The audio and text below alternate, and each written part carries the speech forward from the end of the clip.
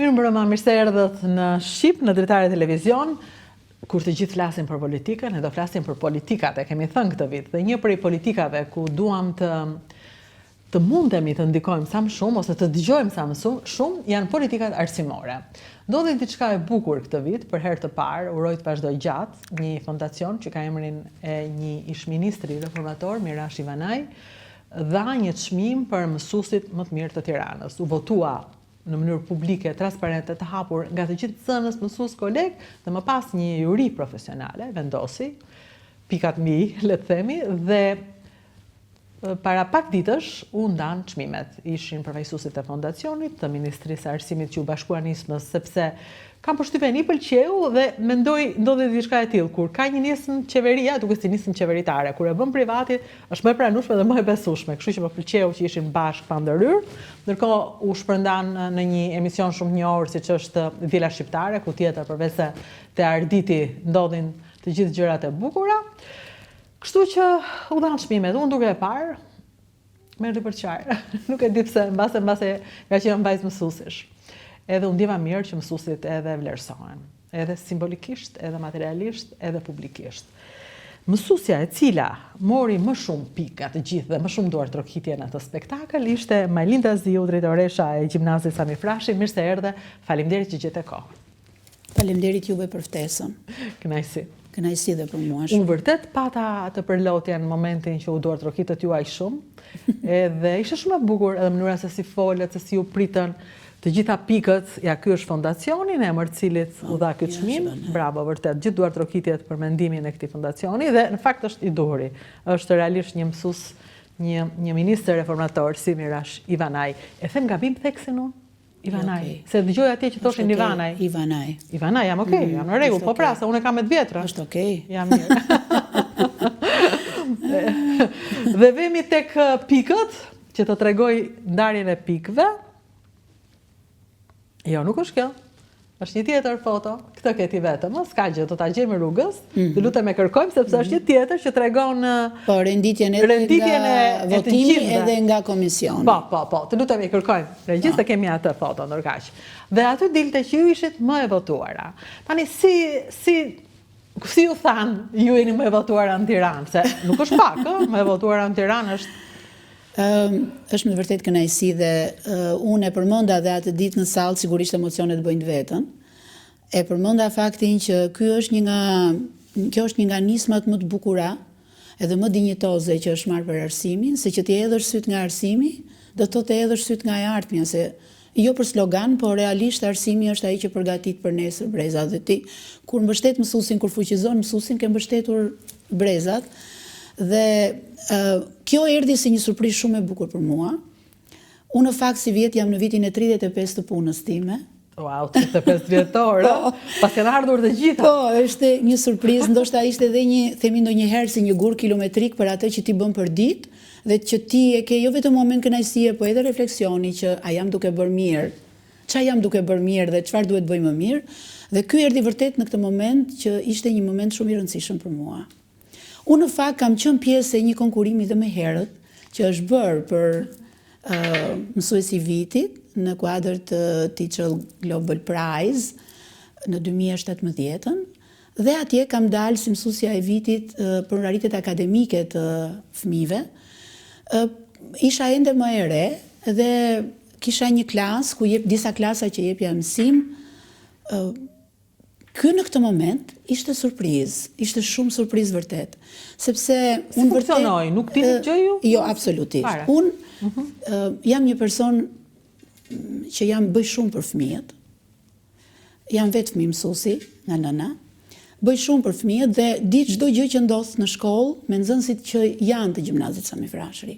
Jo thjesht çfarë bëjnë ata në klasë, se këto e marrim vesh dhe e kuptojmë dhe e ndjekim, por edhe se si ndihen, çfarë ka nevojë. Drejtoresh kontrolluese domethënë apo drejtoresh? Jo, jam shumë empatike. Jam shumë empatike, domethënë vitet në Sami Frashi, unë kam 25 vjet në Sami Frashëri, në 35 vite arsim që kam, dhe më kanë bërë shumë të lidhur me nxënësit e Sami Frashërit, jo vetëm ata që janë aktualisht, por edhe ata që kanë mbaruar, janë një aset shumë i rëndësishëm që dhe na motivojnë për ditë, që do të thotë që ti lidhesh shpirtërisht.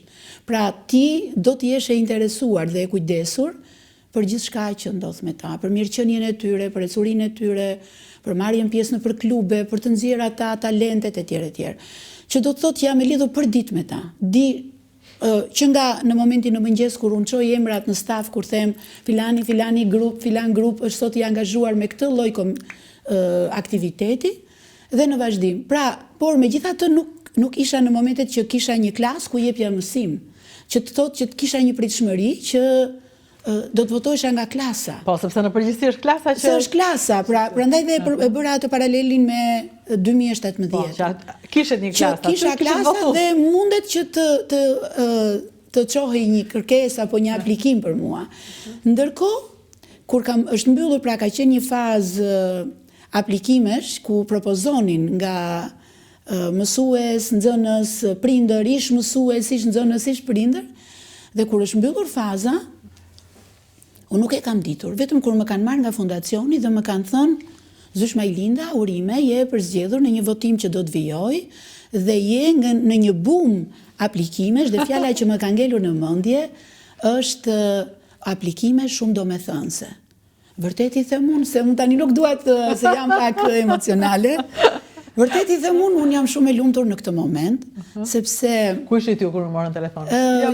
Unë kam qenë në shkollë, në fakt, dhe kishim një aktivitet atë ditë, ishim në kuadrin e festivalit shkencës edhe kishim disa njerëz, i kishim dhe në shkollë, përveç atyre që kishim të shkollës, dhe isha duke marrë me organizimin. Dhe i thash jam shumë e lumtur për këtë gjën, sepse jam në vitin e 35 të punës. Dhe të më thuash një lajm të tillë, tha po ata më të votuarit tha do hyjnë në një proces votimi, 10 për çdo kategori.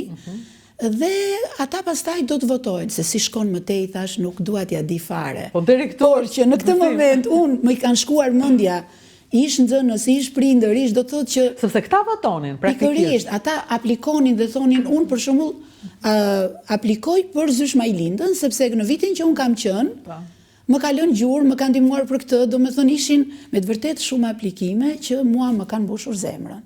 Nuk e them për slogan, unë nuk jam dhe natyrë slogani. Ata që më njohin e din shumë mirë, jam shumë e drejt për drejt. Jo, i pash, po ishte një moment... Se ishte shumë pak kohë, ishte shumë pak kohë, kur ata aplikuan, më thënë, fondacioni bëri lajmërimin, unë i pash momentit që u lajmërua dhe më pas shumë shpejt njerëzit po pra, ishin shumë të angazhuar. Dhe kjo gjëja është vlerë shumë e madhe. Që do të thotë që një shoqëri, që ndoshta ne ndonjëherë themi shoqëria që vrapon, që nuk e ka mendjen ke mësuesi, po ja pra që e kishte mendjen. Të vlerësonte atë mësuesin që i kishte lënë gjurmë. Shumë e bukur momenti që ata vën emrin e tyre, se s'vë thjesht votën, që vë emrin, tregon historinë. Emaili ishte dhe me... Pra ishte identifikueshëm, qartazi identifikueshëm. Nuk bëhej dot kështu me. Jo, absolutisht. Dhe ndërkohë, përveç kësaj, pastaj vinte një juri profesionale, ku merrin pjesë ministria, kam përshtypjen kishte kritere të tjera. Kishte kritere, pra...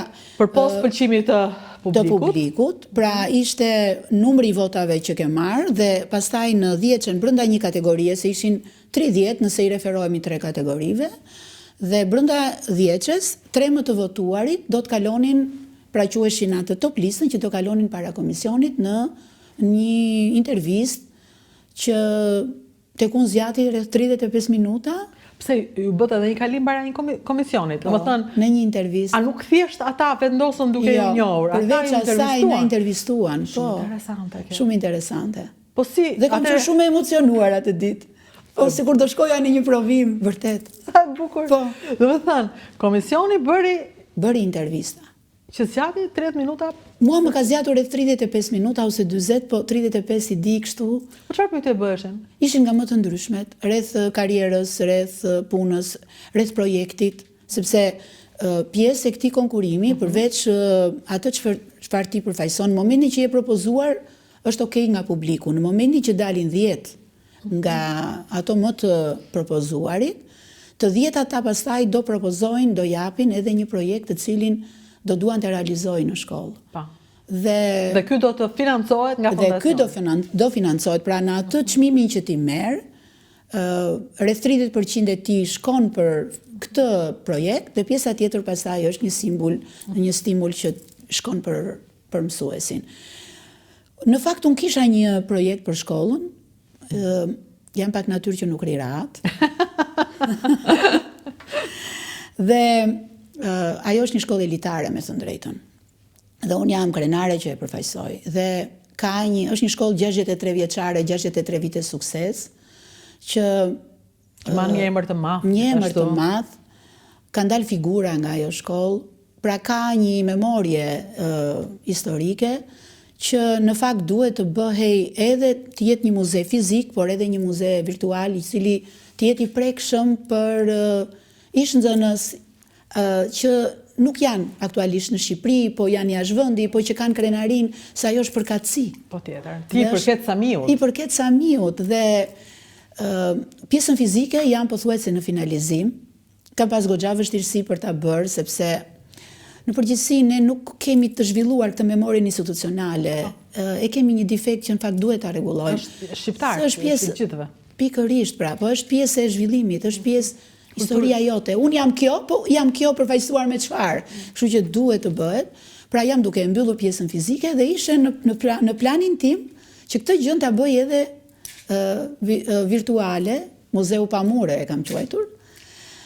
Qëlloj që ishte pikërisht në këtë moment, kështu që besoj që do ta realizoj. Kështu që fondacioni përveç faktit që bëri të lumtur nxënësit tuaj njerë, që u knaqën, që ju, sepse duke ke duar trokitjet, ata u qonë këmbë duar trokisnin të gjithë, ata që ishin, ata që s'ishin, përveç kësaj ai po ndikon edhe në bërjen e një projekti, një muzeu të Samiut, që është një ide fantastike. Unë e vëre shumë shpesh këtë gjë, për shembull, sidomos kur kur punoj për projekte bashkëpunime të huaj, në rastin konkret, po punoj për shqiptar-italianët, faktin që ne shpëtuam italianët gjatë luftës. Që është vlerë. E jashtëzakonshme. Është që se bën kush.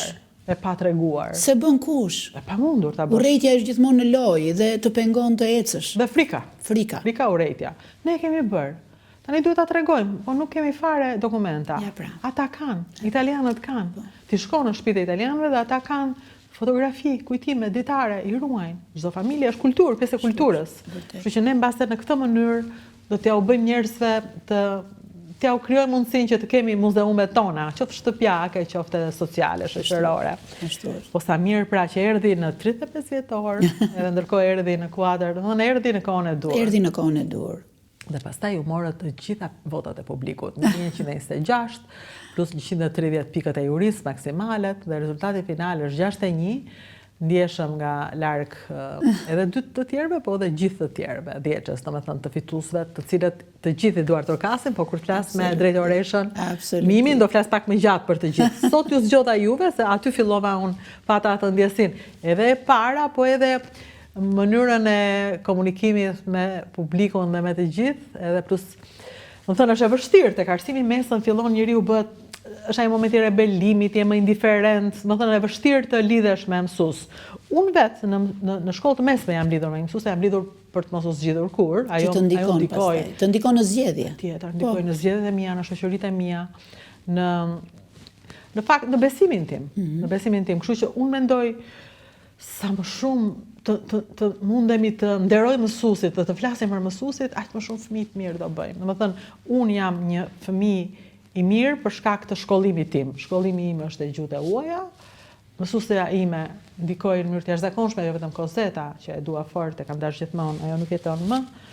Mësues im Qemali, që nuk ndikon gjithashtu, unë i mbaj mend emër për emër, i dua pafundësisht. Ata njerëz nuk kanë rëndësi, janë gjallë, nuk janë për mua. Është vlerë. Është vlerë, kështu që besoj ju e dini që nuk është thjesht çështje të japësh mësim. Jo. Mësuesi në fakt është për te të dhënurit mësim në një klasë. Është më shumë se sa kaq. Se nëse ti do jesh thjesht një mësues që hap derën dhe bën një orë mësimi, ai është një gjë e ftohtë. Është mbaron aty. Nuk la asnjë gjurmë. Dhe sot nuk është fare e vështirë që fëmia informacionin që ti përcjell në mënyrë mekanike të ta marrë dhe në një formë tjetër. Mësuesi është më shumë se kaq. Mësuesi vë zemrën, përfshihet tek nxënësi, do të shikon progresin, ndikon për ditë, do të di atë ditë ai ndihet i shqetësuar dhe nuk është fare i vëmendshëm se çfarë po shpjegon ti. Po ti duhet merresh me atë fëmijë që ai të kuptojë që nesër ai të jetë i qetë dhe të ndjeki ty. Pra, nuk është brenda empatia, ajo përgjegjësmëria, ajo gjëja kujdesi që gjithkënd ta dish me emër, gjithkënd ta dish se çfarë mendon, se çfarë shqetësimi ka, ajo pastaj është një gjë e ftohtë. Aq më tepër që jo në kohërat e sotme që fëmijët janë shumë të avancuar në nuhatjen e tyre, në informacionin që kanë për botën, por në përgjithësi të gjithë brezat e dallojnë mësuesin që kur hyn në klasë. Je i skanuar në momentin që nga gjua e trupit, që nga mënyra se si shef, se si pret përgjigjet e tyre, dhe tek ata pastaj kultivon, a janë ata, a e duan ata lëndën, a do ta duan ata lëndën, dhe në përgjithësi në gjuhën e përditshme, unë kur flas me kolegët i them, mësuesi e bën lëndën. Mësuesi, po. Është shumë e rëndësishme, ta bën të dashur ose jo. Ja, ju flisni, unë po e shikoj moment thonjë, dhe tani më kujtuan që unë i baj mend shumë mirë, thonjë të zy shpresës, apo jo italishtja, i bani mend si lëndë të thonjë. Gjithkohë janë fëmijët janë të fokusuar te mësuesi. Janë gjithkohë të fokusuar. Ne dinim çdo detaj, çdo detaj, çdo gjë. Dhe ato ndikojnë edhe tek ty. Unë si bëj shumë thonjë për shembull. Pra, është një mënyrë edukimi, nuk është thjesht. Pra një mësues edukon edhe me formatin e tij, jo thjesht në lëndë. Me atë që përfaqëson, pra me atë që përfaqëson ai në klasë dhe në shkollë, është shumë e rëndësishme që të bëhet modeli. Dhe pikërisht ky është edhe ai elementi që tërë jetën mësuesi nuk harrohet. Nuk harrohet. Jo e përmendët, unë me shumë krenari ju dëgjova kur thatë mësues ky, mësues ai. Sepse lë gjurmë pra te fëmia dhe nuk harrohet asnjëherë, si për mirë si për keq. Po jo, mos filli flas për ata që më kanë në gjurmë të këqija, se nuk dua. Se në një farë mënyrë tani unë them gjurmë të këqija, gjurmë për ta kalon gjurmë, gjurmë është ajo. Ai ishte gjurmë. Sapo ti përmendet emri, ti ke një statur të po, e di më njëherë dhe fillon të kujtohet. Dhe fillon të kujtohet e gjitha sikur ka ndodhur dje. Mendoj ndonjëherë që unë i përkas një brezi praktikisht mbas 90-s, kuptohet, më thënë, edhe mesmja jonë ishte, okej, e mesmja e larta, unë vazhdova përsëri për italisht, nuk mund të them që kishte kërkesë llogarie në ato kohëra, nuk mund të them që s'kishte, por duke tani sikur të gjithë flasin keq, sikur çdo njeri flet keq për shkollën. Çfarë po ndodh? Mbase ne jemi mësuar që gjithmonë ajo që ka shkuar është më e mirë, apo vërtet janë prishur sa gjëra që s'po rregullohen dot. Se ndonjëherë kur vi për vizitë në shkolla të mesme, nuk e di ku isha në fundit e Ismailit, duket, po më pëlqejnë ata fëmijët, përsëri janë kaq të mirë. Janë kaq të mirë dhe them, ata janë shumë më të mirë se ne, pse duhet të ankohemi kaq shumë? Pikërisht pra. Ka një qasje në fakt gjërave që kur ti je duke i jetuar, i shef me sy kritik, mendoj. Edhe gjithmonë lavdëron ose promovon që shiko se ka qenë më mirë atëherë. Po, secila nga etapat tona janë etapa historike, kanë kohën e tyre, kanë kontekstin e tyre. Dhe këta fëmijë janë fëmijë të mrekullueshëm realisht. Sigurisht kanë një tjetër ritëm me tonin, drejt teknologjisë, drejt gjërave pak më shpejt, me një dinamik tjetër, por janë fëmijë shumë të mirë. Për sa kohë ata fëmijë rezultojnë në zonës fitues në Olimpiada, performojnë kaq bukur, rezultojnë konkurrues në shkollat të huaja. Për sa kohë ata konkurrojnë edhe jashtë, edhe fitojnë, edhe në shkollat ose universitetet që ata vazhdojnë mbasi mbarojnë këtu, dhe ata janë në studentët ekselent, atëherë çfarë do më shumë shkolla, çfarë do më shumë opinioni për shkollën. Kjo është arritje. Pra, do me thënë, nuk mund të themi që tani dëshira për të mësuar ka rënë, dëshira për të shpjeguar mësim ka rënë. Ka një tjetër dinamik. Pra, ka një ofrim më tepër me teknologjinë, që sigurisht edhe ajo ka nevojë të jetë e kontrolluar, sepse gjithkohën një gjë e tepruar sjell defekte, por ka ajo qasja midis teknologjisë dhe librit, ka atë që anon në këtë tjetrën, por e kanë dinamikën ndryshe. Dhe një gjë tjetër që ka nevojë për mbështetje psikoemocionale. Pra jemi në kora që edhe prindërimi ka ato problemet e veta, edhe në kuptimin e asaj që prindrit janë gjithë ditën të angazhuar në punëra, edhe afërsia ndoshta me fëmijën, jo gjithmonë është komode për të ditur se çfarë bën gjithë ditën, dhe kjo pjesa, kjo mbështetja psikoemocionale ka nevojë fëmia. Dhe kjo gjë vjetre në shkolla. Prandaj dhe vazhdimisht aktivitetet janë për t'i përfshirë në këtë pjesë, që të mos ndihen të mërzitur, sepse dhe këtu hyn lojë dhe teknologjia, e pjesa me rrjetet sociale, ekspozimi, gjithkohën, kjo qasja e sharjeve, ngarkesave, e ngarkojnë, është në një moshë që nuk di t'i ndaj gjërat, cila është më e rëndësishmja. Dhe ka nevojë për mbështetje psikoemocionale në shkollë dhe prandaj dhe shërbimi, gjithë ato projektet që ne bëjmë në shkollë, këtë gjë kanë si orientim. Dhe pak më përpara kur përmenda mësuesin që thash, nuk është e rëndësishme thjesht të hyj në klasë dhe të bëj atë temën mësimore, por të di edhe sa i shqetësuar është ai fëmia, është një nga elementet më të rëndësishëm që do arrijë progresin. Se fëmia nëse në darkë ka dëgjuar një debat mes prindërve, apo ka një familje që po i lëkundet, është drejt divorcit, sepse i kemi ne këto gjëra të pranishme. Se ka ndikim në... Ka shumë ndikim. Ka ndikim? Sidomos te adoleshenti. Kalon në rebelin, kalon në rebelim që... Do thënë, ndarjet që ndodhin me prindrit, janë direkt me impakt të drejt për drejt. Dhe unë nuk dua se ne jemi publikisht, po nuk kam pas një rast të tillë, të një djali, para disa vitesh, të një djali me gjitha 10, i cili donte të lindte shkollën, sepse ishte pikërisht në këtë fazë me prindrit e tij. Dhe që ne ja dolëm sigurisht ta përfshinin, po ishin goxha përpjekje, goxha luftë. Sarin do të thënë do ta kuptojnë që njeriu bën zgjidhje. Absolutisht, ishte rebelimi i tij ndaj prindërve. Pra ishte një farë mënyre. Rebelohen ndaj prindërve. Po, një farë mënyre, një lloj ndëshkimi, po themi, për gjërat që ata po kalonin dhe nuk e kishin vëmendjen. Pra ata kishin gjërat e tyre dhe nuk e kishin vëmendjen te fëmia. Fëmia adoleshent është min me sahat. Do një vëmendje maksimale, do dashuri dhe do ta dëgjosh. Dhe pikërisht ne edhe kur bëjmë takime me prindër, një nga elementet që unë diskutoj sidomos me kryetarët e këshillave të prindërve, është vëmendja, ju lutem dëgjojeni fëmijën. Dëgjojeni në mënyrë aktive, jo dëgjojeni ai është duke folur dhe ti je duke menduar për një punë që ke bërë gjatë ditës apo që do bësh nesër. Sepse ai do të jesh i vëmendshëm. Ti kthesh përgjigje, ti gjesh zgjidhje. Ti thuash faleminderit që e bëre këtë dhe do ta bëje më mirë këtë gjën. Pra, dhe këto janë sfida. Ja direkt unë ula duke të dëgjuar me merakun e nënës së një fëmie. Këto janë sfida, realisht janë sfida këto sot në arsim dhe ndoshta unë ju falenderoj shumë për ftesën sot sepse ju në një farë mënyrë bëheni pjesë e medias që merreni me këtë pjesën e edukimit. Sepse gjithmonë, domethënë ka media të cilat merren me gjërat e tjera, po kjo pjesa nuk ka vëmendje ose dalin në pa ato defektet e shoqërisë dhe ose lajmi që bë sheri në filan vend, këto fëmijë u zu në filan vend, ku diun, pra nuk është ky lajmi. Lajmi është si shkolla merret për ditë, si ofron, çfarë bën prindi. Vetëm e keqja lajm. Pikërisht, po nuk duhet bëj e keqja lajm. Domethënë, përgjithsisht duhet jemi në atë anën e të mirës që të gjejnë ngroje, pra këta fëmijë, këto familje, këto shkolla të kenë mbështetjen e medias për ta bërë punën më mirë. Sepse të mira ka. Nuk mund ta mohojmë. Sepse ju po flisni me një njerëz që është krijuar një ide e gabuar her pas here dhe prandaj edhe unë shkoj në shkolla dhe shikoj sikur në këto shkollat e mesme të Tiranës nuk mësohet, ka probleme me bullizmin, ka probleme me dhunën, ka probleme dhe nuk flitet që këta fëmijët e të mesmeve të Tiranës shkëlqejnë në projekte ndërkombëtare apo në shkolla që shkojmë në pas jashtë, se tani bëjnë vullnetarizëm,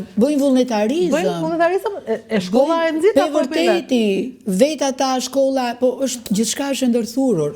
Edhe ai që nuk e ka në vëmendje, përgjithsisht shkolla jonë për shembull ka qenë gjithkohën në periudhën kur ndodhi tërmeti, kanë shkuar deri në Fushkruj. Sa mirë. Kemi patur apo dhe në shkolla të tjera të cilat u dëmtua në pjesën e Vorrës, edhe shkuam vazhdimisht për të qenë pranë atyre fëmijëve. Nuk është thjesht një dhuratë apo diçka që ti shkon, po fakti që ti gjendesh pranë. Ose pjesa e empatisë që ata kanë ndaj fëmijëve të smur. Te pjesa me gjakun, te pjesa e pediatrisë, ne kemi vazhdimisht aktivitet të përvitshëm. Sa mirë. Çfarë bëjnë te hematologjia? Rinë tek fëmijët? Shkojnë atje, i lexojnë libra, i dhurojnë fëmijëve, gjenden atje, është pjesa me mjedisin, nevojë me kryqin e kuq, fushata të ndryshme. Pra kjo pjesa vullnetare tregon në qytetari, tregon edukim. Aty janë. Po pra, që do thotë që nuk duhet të kemi këto notat që, ku di unë, ky fëmia u zu me këtë, se këto janë pjesë e shoqërisë. Edhe në studio televizive zihen individët, po kjo nuk përbën thelbin e shoqërisë. Ndërkohë që thelbi është ky, është e mira.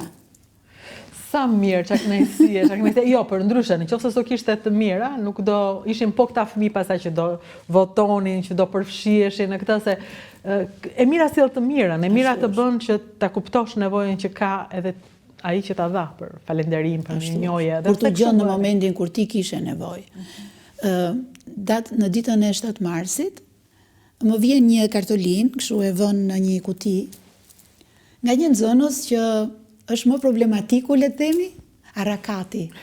Arakati i shkollës, tani është maturant.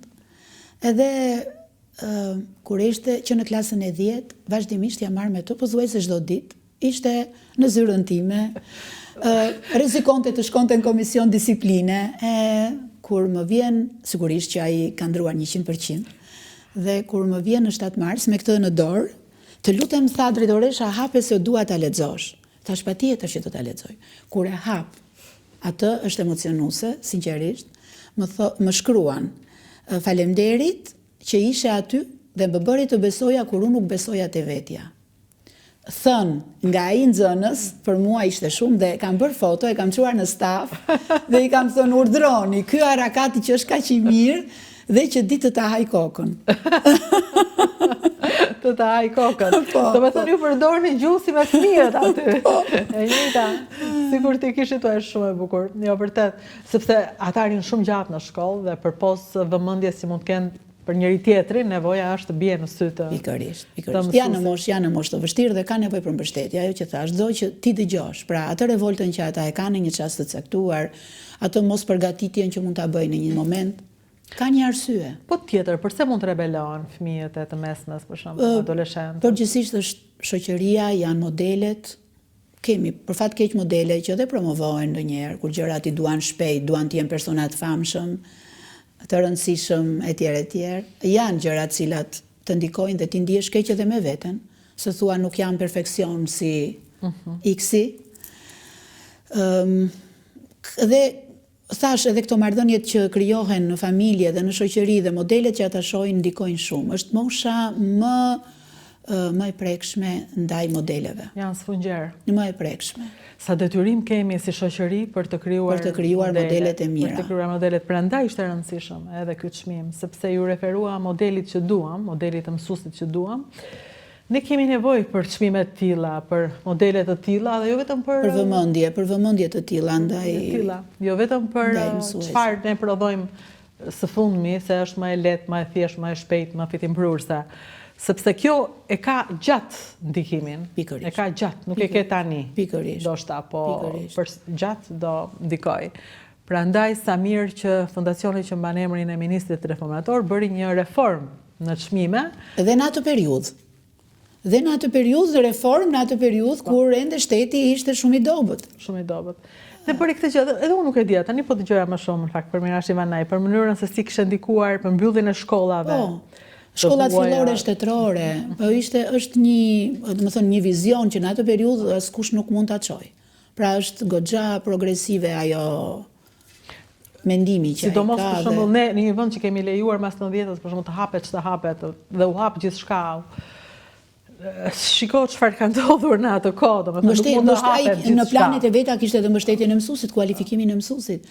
Po thuaj se janë të njëjtat sfida që janë edhe sot. Edhe sot. Se për të arritur integritetin e mësuesit ti patjetër duhet investosh që të rritet integriteti në kualifikim, në mësimdhënie, në metoda dhe mbështetja pikërisht në periudhën 33-35 janë kur shteti shqiptar ishte, ku di unë, kaq i vogël përpara zhvillimeve evropiane. Shteti shqiptar vazhdon të jetë i vogël në zhvillimet evropiane dhe sidomos në këto gjërat që janë të rëndësishme, mësuesit, mjekësia apo drejtësia apo te mësuesit që ndrojnë. Për shembull, Shqipëria është e mbushur me mësues të huaj tani në shkolla private, të licencuara, kuptohet, por mësuesit shqiptar, do thënë, do duhet të kishim ndikuar më shumë që të ndikojë te mësuesi shqiptar, tek shqipja. Nuk e di, mbas të gaboj sepse ne jemi të hapur në një botë të hapur, po ne nuk e dim kush po hyn e kush po del, domethënë, si jemi shumë të qartë.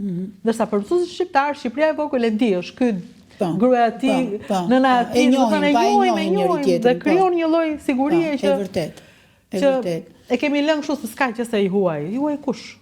juaj kush, nuk e di, ka diçka që nuk shkon edhe në shkollat private në Shqipëri, po edhe në mësuesit e huaj që ynë dalin edhe nuk janë më të mirë të mundshëm, duhet ta pranojmë. Diçka, për shembull ju tek jeni në një farë mënyrë barometër, si e ndjeni ju ardhen nga publiku, ardhen nga privati, pa përmendur emra apo çfarë ndjeni? Pa emra absolutisht, po sigurisht që nxënësit e arsimit publik janë shumë të mirë. Janë mësuar me konkurrencën, investohet për mësuesin në kualifikime, madje edhe me një program nga Ministria e Arsimit në mënyrë të, ndërtuar në mënyrë strategjike se si do bëhet në vite.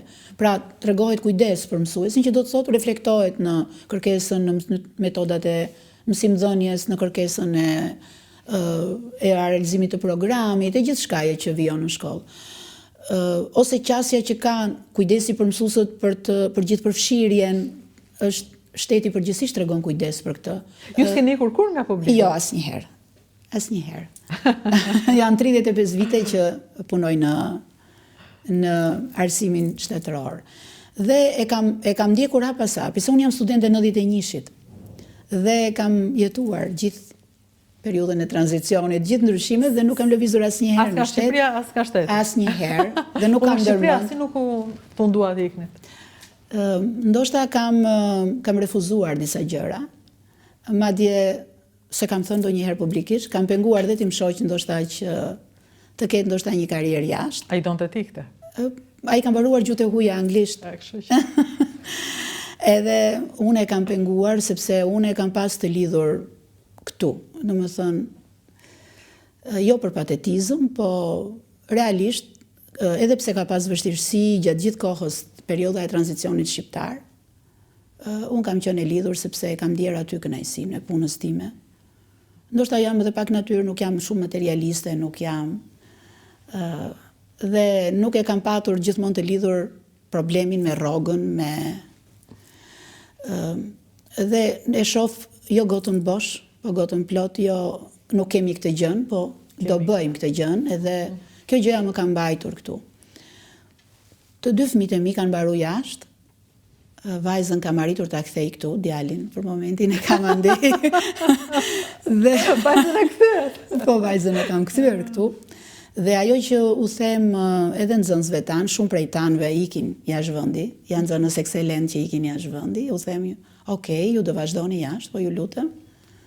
Merrni atje më të mirën edhe ktheuni këtu sepse ky vend ka nevojë për ju të bëhet më i mirë." Kështu që dhe arsimi është një mirë publike, që do të thotë nëse arsimi mbështetet dhe arsimi i hidhen syt nga arsimi, ti ke hedhur syt në një shteti që bëhet sigurisht më i fortë, edhe më evropian, edhe me njerëz më të mirë. E jashtëzakonshme. Jashtëzakonshme, se jeni vërtet shembulli i mësuesit fitues. Tani ka të gjitha parametrat. Dhe unë po t'ju intervistoja përpara, do mendoja sepse është shumë e rëndësishme edhe me shembullin tuaj të ndikosh që njerëzit jo vetëm të arsimohen mirë, por dhe ta përdorim arsimin në tyre. Kjo është nevoja që kemi në fundit. Si do zhvillohemi? Kjo ka nevojë Shqipëria. Po na ikën. Kjo ka nevojë Shqipëria, se t'ikën truri do të thotë që vdes. Pra ti patjetër duhet kesh shpresën, dhe shpresën ta jep ai që qëndron, ai që kthehet, që bie më të mirën për këtë vend. Se për ti kur ikim, po ja ku është rruga, tani mund të ikim gjithë, po realisht pikërisht. Këtë mendoj her pas here, sidomos në periudha të tilla që janë të paqarta, që ka luftë e tjera. Po, që janë të vështira. Po, që në fund të fundit ku i kthen syt ti, tek ku i ke sigurinë ti? Tek vendi yt. Po sikur ta kesh këtë ide që sigurinë e vendit e ke edhe në kohërat mira, domethënë, dhe të mund t'i japësh. Është shumë e rëndësishme. Por pra, ju jeni njeriu që keni në dorë edhe mendimin e atyre fëmijëve që aty pyesin tani, flasin për shkakun kur bëhen gati që ku do shkojnë shkollë lartë. Janë shumë të interesuar, dhe gjej dhe rastin të vlerësoj një nisëm të Ministrisë së Arsimit për futjen e koordinatorit të këshillimit karrierës në shkollë. Është futur një koordinator që koordinatori i posaçëm. Sigurisht që shkolla që në fillim të vitit shkollor ka një plan të detajuar për këshillimin e karrierës, ama një koordinator i posaçëm për këtë është një vëmendje dhe një element i shtuar. Dhe kjo i ndihmon shumë nxënësit që të diskutojnë çfarë duhet bëj, kë duhet zgjedh, ku duhet shkoj, kush është universiteti më i mirë, si është tregu, Dhe këto dilemat i kanë, se me thënë të drejtën e jemi të rritur dhe edhe tani të rritur, ne shohim të vetja element cilët mund mos i kemi vënë re në një fazë tjetër të jetës. Edhe themi, ua, po pse se kam bërë këtë gjën? Aq më tepër ata që janë adoleshent, që janë në proces eksplorimi dhe këshillimi i karrierës për ta është i vështirë. Që çfarë duhet bëjmë më mirë, kë duhet zgjedhin, ku duhet shkojnë. Pra janë dilema që ata i kanë gjithë kohën derisa zgjedhin të plotësojnë ato 10 zgjedhjet për fakultetin. Që bëhet në fund. Po, që bëhet në fund. Duan të studiojnë në Shqipëri apo jashtë kryesisht? Ka një rritje, ka një 2-3 vite që ka një rritje të nxënësve që studiojnë këtu. Ne kemi nxënës që studiojnë shumë jashtë, përgjithsisht Gjermani, Austri, Francë. Pra, ku janë vendet që duan të studiojnë zakonisht? Këto janë përgjithsisht tek ne, ne kemi edhe në Angli kemi, po, dhe kanë dalë ekselent. Jemi shkollë që kemi dhe projektin gjerman. Kemi një seksion gjerman që... Shumë interesante. Si funksionon ajo? Ai është me një... Pra, ka 2 prurje në këtë projekt. Pra, ka një prurje të atyre që janë të destinuar, le themi, sepse fillojnë si pjesë të projektit në klasën e 3 dhe të 6 në shkollat nëntëvjeçare, që e kanë këtë projekt pilot, dhe ata automatikisht vinë në gjimnazin Sami Frashëri. Sepse është gjimnazi që ka gjermanisht? Sepse e ka këtë projekt e vijon, që nga 2007 bëjnë përgjithsisht matematikën, gjeografin, përveç gjermanishten që e kanë 5 herë në javë. Por ne, duke qenë se kemi nxënës që synojnë sidomos shkencat edhe mjekësinë, kemi ofruar edhe lëndë të cilat bëhen edhe shqip, sigurisht në kurrikule kanë shqip, por ne ofrojmë një mësues gjerman që i mbështet edhe në fizik, edhe në kimi, edhe në biologji, në lëndët të cilët ata kërkojnë të vijojnë. Kështu që kjo është, le të themi, target grupi i parë që vjen ke ne. Pjesa tjetër janë të tjerë që janë të shkollave të tjera, jashtë projektit gjerman në nëntëvjeçare, por që e kanë idhull të vazhdojnë në projektin gjerman, e kanë mësuar gjuhën gjermane vetë, privatisht, dhe hynë në një provim konkurimi në shtator, që ua bëjnë gjermanët, edhe në matematikë dhe në gjuhën gjermane, dhe ata që klasifikohen me pikë, hynë në projektin gjerman, dhe janë aq shumë të motivuar sa t'i heqësh kapelen. Janë konkurrues njësoj me ata nxënës të cilët e kanë filluar këtë rrugëtim që në klasën e 3 apo klasën e 6. Po mirë, këta fëmijë studiojnë aty dhe në fund ideja është që ata shkojnë të gjithë studiojnë në Gjermani? Përgjithsisht. Gjermani, Austri. I gjen gati këtu, domethënë, praktikisht. Dhe janë nxënës shumë të mirë. Janë model, vërtet, në të gjitha fushat, jo vetëm shkencat, janë dhe aktorë shumë të mirë, se ne kemi një klub teatri fantastik, që ata janë aktorë, patjetër që po, së fundmi dham një, patjetër për 7 marsin kishim një shi në plazh, një dramatizim të lezetshëm, dhe do të thotë që i kanë të gjitha mundësit për të shkëlqyer. Dhe pikërisht këtë grup është ai që them unë që duhet të kthehet në Shqipëri për të sjellë më të mirën. Përvojën më të mirë, njohuritë më të mira për ta bërë atë vendin e tyre, vendin ku jeton familja e tyre. E drejtë. Kjo është. Familja jote jeton këtu. Familja është aty. Kujtimet janë këtu, prandaj edhe ky muzeu mund të thrasë nxënës, është e rëndësishme se mua më ndodh në fakt që kaloj her pas here te shkolla dhe nuk di ku të shkoj aty. Për shembull konvikti ku un kam qëndruar, tani e kam marrë një shkollë private. E di se kam burin pra që kam mbaruar im shoq, kam mbaruar gjuhë e uja. Dhe e di që më vjen keq dhe them sa shumë fëmijëve si puna ime ju është hequr mundësia që të mund shkollohen siç unë shkollova. Duke qenë se mori privati, po punë të tyre, shteti shqiptar. Ndërsa aty dua të futem po ku të hy, kë të takoj. Më thënë, nuk ke një vend që nuk e nevojë ta kosh askënd, po të futesh dhe të jenë kujtimet tona. Dhe ti je direkt aty tek shkolla. Te shkolla. Gjimnazi ka ushem për shkak të tërmetit dhe Sami Frashëri vjetër u bë i riu. Dhe kur kemi këto takimet alumni që vinë në fillim ose kur kanë takim brezash, në fillim kur vinë thonë shiko se ne nuk jemi të e njëjta godin. Unë i them pa problemi, them unë. Futun njerë ke Samiu dhe pastaj ndjesia si ta keni ju. Kur futen brenda harrojnë që godina është e re. Dhe Samiu, kur kemi qenë këtu, kur kemi qenë dhe harrojnë krejt që në fakt nuk kanë qenë e njëjta gjë rreth e qark. Po është ajo që të përfshim, pra është përkatësi. Është vetëm mjedisi ti je në jetë Asim Vokshi. Jetë Asim Vokshi. Kjo është dhe nevoja për në fund përkatësia të mban. Është memorie. Ne duhet të krijojmë oazë përkatësie në këtë vend që njerëzit të kthehen. Po që ti ta duash vendin tënd. Po, se ndryshe pastaj është kohë të shtiç, pra ti jeni një hapësirë që nuk të përket dhe mund t'jesh kudo, po jo aty ku ti do. E drejtë, prandaj njerëz ju i bëjnë mirë mbajtjes të njerëzve këtu, jo më me zorë si dikur, po me dëshirë dhe me vullnet mirë, që ta bëjmë këtë vend më të jetueshëm dhe ta zvoglojmë ndarjen nga hapësira që përkasim. Europa në fundit ne jemi të gjithë europian, po se kemi bërë dot këtë hapësirë. Gjeografikisht jemi, po politikisht presim të jemi. Kështu që një prej gjërave të mira është edhe fakti që kthejmë syt nga figura që praktikisht janë të haruara. Fondacioni ka ekzistuar, Mirash Shivanaj ka pasur ka një emër, pavarësisht, por ne me këtë ndarje në Zogu Enveri, Berisha Rama, ne të lamë, të haruam. E vërtet, shumë e vërtet. Gabim, sepse na duhet edhe neve, fakti që kemi pasur përpara njerëz.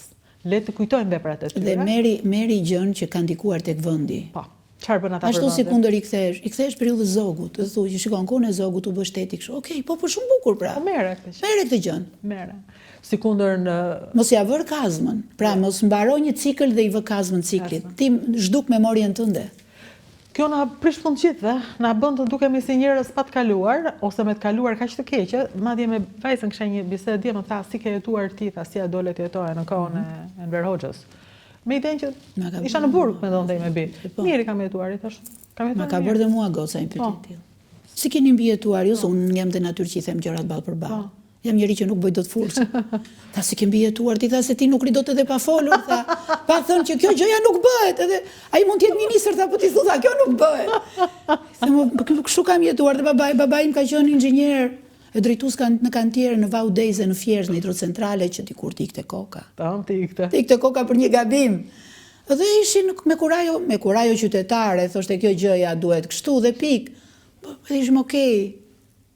Ishim okej. Kjo është një bisedë që duhet bërë në fakt, dhe me fëmijët, se duket sikur ne i përkasim një kohë të tmerrshme dhe ato ju vjen keq për ne. Po, pra po.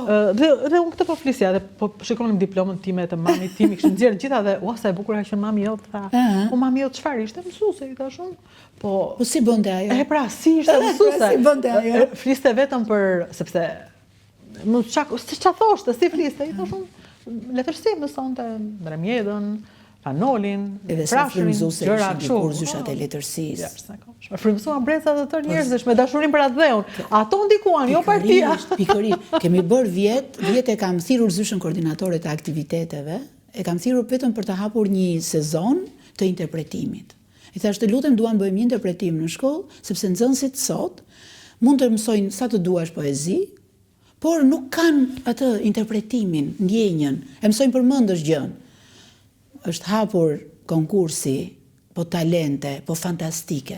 Dhe më kujtua koha ime shkollës, kur zysha në qoftë se ti ngrihesh edhe lexoje pa atë intonacionin e dur, nuk e merrje kur 10. Sinqerisht që po, se zysha e letërsisë bëhej shumë frymëzuese që ti ta doje. Letërsinë edhe gjithë çfarë shkruaj. Po, dhe gjithë çfarë shkruaj. E pra, dhe unë këtë mendoj që ca gjëra duhet t'i themi që të mos na vi turp që kemi jetuar në atë kohë. Pikërisht. Se si mund t'jesh turp që... Po, shiko, është një klim kolektive, që nëse unë kënaqem sot me juve të mersi shumë. Në momentin që ti e thua një gjë të tillë, do dalin ca njerëz andej ma tanë që do thonë, shiko se ajo po përkra kohën e Enverit, po thot dikur ishte, domethënë, dhe e kalon në një kuptim, një skem që s'ka lidhje me atë çfarë po thua. Tjetër që ti nuk e ke as në përmend. Fare, sepse ti po flet për fëmijërinë tënde, dhe këtë madje i thash vajzës që po, ka pas njerëz që kanë ruajtur, po unë nuk e dija në atë kohë. Unë nuk e dija. Po nuk e kishe kontaktet me këtë. Ja. Dhe kjo është gjë që duhet ta dish edhe ti, që ka gjëra që si ke ditur, ka gjëra që ke jetuar mirë pavarësisht, ke luajtur me pafka, ke pas shoqëri shumë të mirë. Po shumë, ke dal jashtë, normalisht që tani e kam pak të vështirë këtë gjën e dalës jashtë. Dhe ta gjëra duhet i themi njëri tjetrit për kohën time, për kohën e nënës time, që ajo të na njohë më mirë dhe të mos vej vetëm sepse shkon në shkollë, lexon për këtë kohë, lexon dhe atëherë është bërë nami. Kjo gjëja ka ndodhur, kjo janë diskriminuar të gjithë njerëzit. Kanë qenë jetën sterre, ka qenë kështu, po pikërisht pra. Dhe kjo është një gjë që pastaj reflektohet në jetën e tyre, në faktin që ata po jetojnë mirë, po sa kanë vuajtur prindërit e tyre. Dhe ndërkohë ne harrojmë të tregojmë që jeta jon ishte kjo në këtë mënyrë që kemi që ky vend është zhvilluar, që ky vend ka ndryshuar, që ky vend është arsimuar, që ky vend ka të kaluar dhe kaluar që fillon hershëm dhe prandaj më pëlqeu që të flasësh pa komplekse. Dhe jo vetëm me skema, me shablon, me zi, me tmerre, me llatar. Edhe nuk dim nga hymë nga dolëm, na u duk sikur kurrëtuan. Gjithmonë me dramë, gjithmonë me sharje. Nuk e di, domethënë ka një histeri kolektive në qysi në qasjen rreth e qark. Edhe ndaj historisë, edhe ndaj vetvetes, edhe ndaj tjetrit. Mendo, jemi kështu jashtë gjës, ë? Jemi brenda gjës. Sepse e di se është e bukur për publikun, është fikur ekrani dhe drejtoresha mendoi që ne mbaruam tani po flasim. Bëjmë shaka. Unë jam shumë e përshtypur. Jemi brenda gjës dhe tani jemi tamam brenda gjës, sepse kjo është gjëja, jemi të vërtet. Jemi të vërtet. Jemi të vërtet. Pra kjo gjëja do, pra vëmendje, vetë fakti që rreth e qark krijohet një klimë e tillë që ti shef gjërat me syrin, me atë gotën bosh. Ti do t'i marrësh më të mirën shoqërisë. Sepse jetojmë në fund të fundit? Jemi bashkë, hajde bëjmë gjërat e mira, mos fillo të qash, hajde ta bëjmë. Hajde ta bëjmë. Unë jam vajza një mësuese letërsie dhe një mësuese matematike. Baba im, i cili nuk ka riti do të më angulizë dashurinë me matematikën, mbas edhe unë s'kisha stofën, ose mbas dashurova mbas poezive të mamit, prallave që e vogël e gjithë kësaj gjëje, dhe ende sot që flasim, unë kam dilemat edhe dramat e mia, se tani të rrisësh fëmijë, të kesh punë nëna. Po, me ngarkesën e gjithë ditës. Dhe akoma habitem kur dëgjoj mamin tim me 100 probleme të sëmundjeve, që kur flet, thot, dua të jetoj, se kam lulet në balkon, se kam shumë të bukura, se erdhi Marsi, se kam ditëlindje në Mars, se kem 3 gosat mrekullueshme, dhe them mami e ka parë gjithmonë gotën. Kjo është e bukura e jetës, pra që ti ta shohësh me gotën plot. Faleminderit shumë. Drejtoresha e Samil, për kënaqësinë që më dhat, për bisedën që bëm, edhe uroj edhe për frymëzimin që i jep mësuesve dhe fëmijëve, fakti që ju shpallët e para e Tiranës. Shumë faleminderit. Faleminderit juve për vëmendjen, sinqerisht për vëmendjen, për kohën që jepni, kohën televizive që jepet arsimit, mësuesit, figurës mësuesit. Sigurisht unë jam një ndër mësuesët aty, kolektivi im, sidomos i pari. Janë 76 mësues për ditë që punojnë për ditë, janë të mrekullueshëm. Dhe unë e kam thënë dhe më përpara që ne nuk jemi produkt tek vetëm, vim vetëm në këtë jetë. Jemi produkti grupit. Se asnjë gjë e mirë nuk vjen nëse ti, asnjë sukses, asnjë gjë e bukur nëse ti nuk je pjesë e një skuadre. Kështu që kur je pjesë e një skuadre, suksesi është i përbashkët dhe patjetër secili prej tyre do shkëlqejë pastaj që të bjerë në sy. Kështu që jam një ndër. Shumë faleminderit. Shumë faleminderit. Shumë faleminderit edhe për çmimin pastaj Mirash Ivanaj, edicioni pilot 2026, do flas përsëri, do flas gjatë sepse kam shumë kënaqësi për nisma të tilla. Të falenderoj. Që bëhesh pjesë e kësaj gjëje është vlerë e shtuar.